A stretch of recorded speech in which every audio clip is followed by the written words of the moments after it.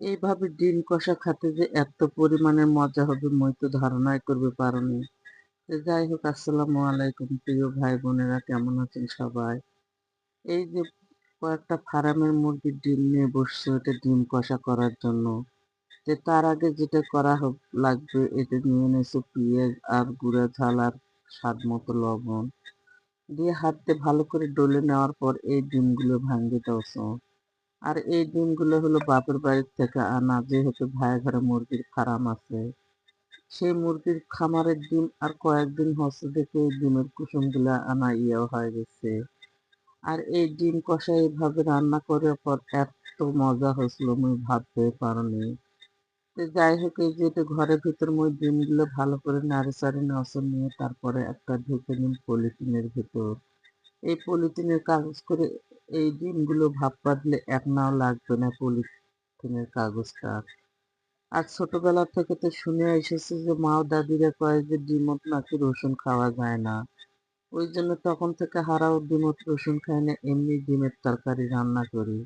আর দেখো বাইরে এত পরিমাণে পানি হচ্ছে, এই ঘরের ভিতর কিন্তু ডিমগুলা ভালো করে নিতে নিয়ে পলিথিনত করে নিয়ে আসে, এটা আলু সিদ্ধ করে দিয়ে দিছে।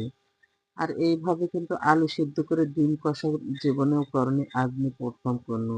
এমনি হয়তোবা আলুর ডাল দিয়ে আলু ঘাঁটি দিয়ে এই ডিম কষা রান্না করে খাওয়া হয়েছে, কিন্তু আলুতে কোনোদিনও ডিম কষা খাওয়া হয়নি। আর দেখো চুলাপাড়ার অবস্থা মোর, এটা তো বসে থাকা যাচ্ছে না, ইনটাই পানি হচ্ছে আমার এইসব। আর এই যে এই পাশে কড়াই একটা বসে দিয়ে কড়াই তেল দিয়ে আর একে একে ডিমগুলো, টুকরো করা ডিমগুলো সবগুলো এটা দিয়ে দিন। দেওয়ার পর ভালো করে নাড়াচাড়া করে নিয়ে ভালো করে ভাজে নেবেন আর কি। কারণ ডিমের কিন্তু একটা আষ্টে গন্ধ আছে, ওই গন্ধটা ভালো লাগে না। ওই জন্য এটা আবার তেল ভালো করে ভাজে নিন। আর এত পরিমাণে জাল বেশি হয়ে গেছে যে তেলগুলো কালো হয়ে গেছে।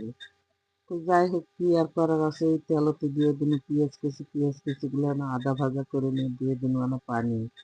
আর পানি দেওয়ার পরে দিয়ে দিন হলুদ গুঁড়ো আর পরিমাণ মতো ঝালের গুঁড়ো দেওয়ার পরে দিয়ে দিন স্বাদ মতো লবণ দিয়ে দিয়ে দিন আলুগুলো আলুগুলো ভালো করে কষে নেওয়ার পর তারপরে নাড়াচাড়ে ডিমগুলো দিয়ে ওপরে ভালো করে কষে নেওয়ার পর ডিমগুলো এইভাবে রান্না করছে। আর এত পরিমাণে যে স্বাদ হয়েছে এই ডিম কষাটা।